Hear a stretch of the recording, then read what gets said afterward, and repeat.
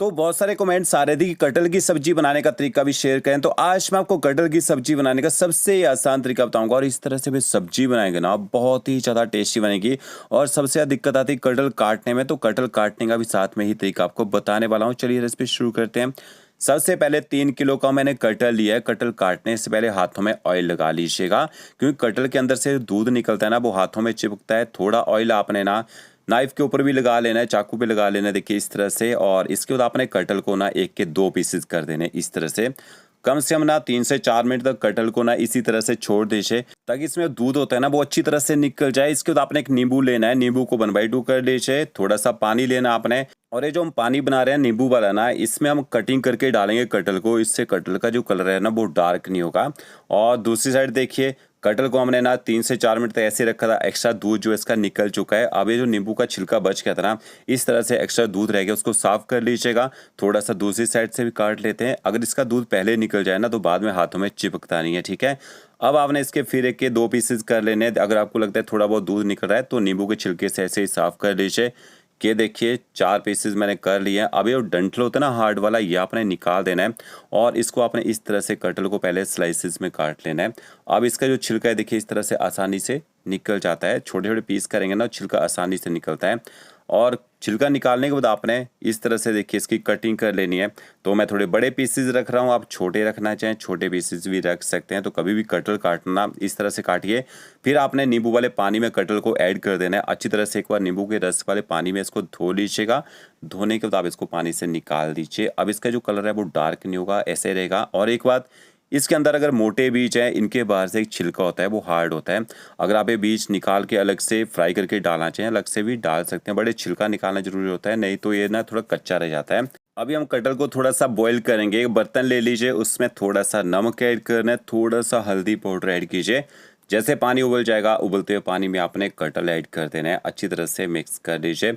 इससे क्या होगा, कटहल जो है लगभग 50% तक यहाँ पक जाएगा, बाकी हम इसको फ्राई करके पकाएंगे। तो 5 से 6 मिनट तक आपने कटहल को यहाँ पे बॉईल कर लेना है। अब यहाँ पे एक कमेंट आया था कि कटहल छोटा वाला यूज़ करें या बड़ा कटहल यूज़ करना है जिसमें बीज ज़्यादा होते हैं।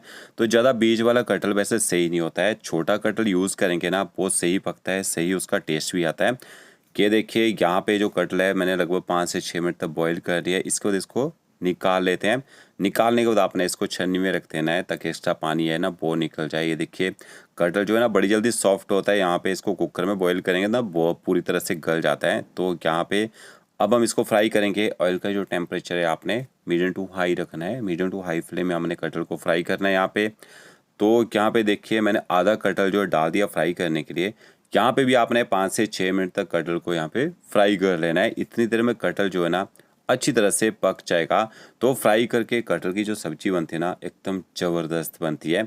आप शैलो फ्राई करना चाहें, थोड़ी क्वांटिटी में बनाते हैं ना घर में, तो थोड़ा सा ऑयल डाल के उसको शैलो फ्राई भी कर सकते हैं। क्या देखिए कटहल को हमने पूरी तरह से यहाँ पे पका लिया है। अब इसको निकाल लेते हैं ऑयल में से।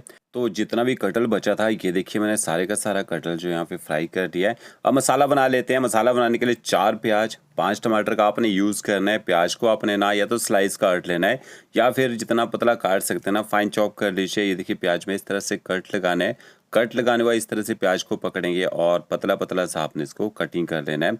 तो कि देखिए सारा प्याज मैंने इसी तरह से काट लिया है। जो टमाटर हैं टमाटर को हम यहाँ पे पीस के डालेंगे। अगर आप ऐसे ही ना चॉप करके डालना चाहिए चॉप करके भी डाल सकते हैं, बट जो मसाला है थोड़ा सा दरदरा बनता है, एकदम स्मूथ नहीं बनता है। तो टमाटरों को मैंने ग्राइंड कर लिया। इसके बाद वही लगन लिया जिसमें हमने इसको बॉईल किया था। 3 से 4 बड़े चम्मच ऑयल ऐड करेंगे। आधा चम्मच आपने कलौंजी ऐड करनी है। 1 छोटा चम्मच आप इसमें सौंफ ऐड कीजिए। बारीक वाली सौंफ का मैंने यूज़ किया, मोटी सौंफ डालना चाहिए वो डाल सकते हैं। थोड़ा सा आपने साबुत जीरा ऐड करना है और इसके साथ में थोड़ी आपने हींग ऐड करनी है। हींग से अच्छा फ्लेवर आएगा। और इसके बाद आपने इसमें बारीक कटा हुआ प्याज भी ऐड कर देना है। अब आपने गैस की जो फ्लेम है ना वो हाई करनी है और हाई फ्लेम में आपने प्याज को तब तक पकाना है जब तक प्याज का कलर जो है लाइट गोल्डन ब्राउन होना शुरू ना हो जाए। बीच बीच में आपने यहाँ पे पलटा चलाते रहना है। 2 बड़े चम्मच आपने इसमें अदरक लहसुन का पेस्ट ऐड करना है। पेस्ट को भी आपने अच्छी तरह से पकाना है, तब तक पकाना है जब तक पेस्ट का जो कच्चा टेस्ट है ना वो खत्म ना हो जाए। फिर आपने इसके अंदर ना कश्मीरी मिर्च पाउडर ऐड करना है। 2 चम्मच भर के डाल दीजिएगा। तीखी वाली मिर्च नहीं डाली है। 1 चम्मच आपने इसमें हल्दी पाउडर ऐड करना है। हल्दी पाउडर और कश्मीरी मिर्च पाउडर को आपने यहाँ पे तड़के में मिक्स कर लेना है। हल्दी ताकि अच्छी तरह से पक जाए और इसके बाद आपने इसमें पिसे हुए टमाटर भी ऐड कर देना है। अब आपने टमाटरों को भी अच्छी तरह से मिक्स कर लेना और गैस की फ्लेम आपने ना हाई करनी है। हाई फ्लेम में आपने टमाटरों को भी अच्छे से पकाना है यहाँ पे, ताकि टमाटरों का जो कच्चा टेस्ट है ना वो ख़त्म ना हो जाए। तो ये देखिए टमाटरों को पका लिया। आधा चम्मच आपने इसमें लाल मिर्च पाउडर ऐड करना है तीखे वाला। 1 बड़ा चम्मच आपने धनिया पाउडर ऐड करना है। आधा चम्मच आपने जीरा पाउडर ऐड करना है, कच्चा जीरा पाउडर का यूज़ किया है। और थोड़ी सी आपने रोस्ट की कसूरी मेथी ऐड करनी है। इसके साथ में नमक ऐड कीजिए, 1 चम्मच भर के डाल दीजिए नमक का, क्योंकि ज़्यादा क्वांटिटी में कटहल बना रहे हैं। और 1 छोटा चम्मच आपने इसमें गरम मसाला पाउडर ऐड करना है। मसालों को भी आपने टमाटरों के साथ मिक्स कर लेना है। 40 से 50 सेकंड तक मसालों की भुनाई कर लीजिएगा। और इसके साथ में 200 ग्राम मैंने दही ली है। दही को आपने अच्छी तरह से फेंट लेना है और फेंटी हुई दही भी आपने ऐड कर देनी है। यहाँ पे दही आपकी ज़्यादा खट्टी नहीं होनी चाहिए, फ्रेश दही का आपने यूज़ करना है, क्योंकि टमाटर भी ज़्यादा यूज़ किए हैं। अच्छी तरह से आपने दही को यहाँ पे मिक्स कर लेना है और हाई फ्लेम में आपने दही को भी अच्छे से पका लेना है, ताकि दही का जो अपना टेस्ट है ना वो ख़त्म हो जाए। फिर आपने इसमें पानी ऐड करना है। तो 2 से 3 कप आप इसमें पानी के ऐड कर दीजिए। तो ये देखिए ये आपका जो मसाला है वो यहाँ पे तैयार हो चुका है। बारीक कटा आपने हरा धनिया ऐड करना है, धनिया को भी मिक्स कर लीजिएगा। इस तरह से आपकी जो ग्रेवी है वो थोड़ी ज़्यादा क्वांटिटी में होनी चाहिए। फिर आपने इसमें फ्राई करके जो कटहल रखा होगा ना, कटहल भी यहाँ पे ऐड कर देना है और कटहल को भी आप अच्छी तरह से यहाँ पे ग्रेवी के साथ मिक्स कर लीजिए। पहले तो आपने गैस की फ्लेम 1 मिनट के लिए हाई करनी है, ताकि कटहल जो जल्दी से यहाँ पे गर्म हो जाए। और इसके बाद आपने गैस की जो फ्लेम है वो मीडियम कर देनी है। मसालों के साथ में कटहल को आपने 6 से 7 मिनट तक यहाँ पे पकने देना है। कवर करके पकाना चाहें कवर करके भी पका सकते हैं। थोड़ी देर मसालों के साथ पकाएंगे, मसालों का जो टेस्ट है वो भी कटहल के अंदर तक जाएगा। और लास्ट में आपने इसमें थोड़ा सा बारीक कटा हुआ हरा धनिया ऐड करना है। हरे धनिया को भी अच्छी तरह से मिक्स कर लीजिए। तो के देखिए कटहल की सूखी चटपटी मसालेदार जो सब्जी है वो यहाँ पे तैयार हो चुकी है। इस तरह से आप इसको बना सकते हैं फ्रेंड्स। वीडियो अच्छा लगा होगा लाइक शेयर कमेंट जरूर कीजिए। Okay friends, thank you.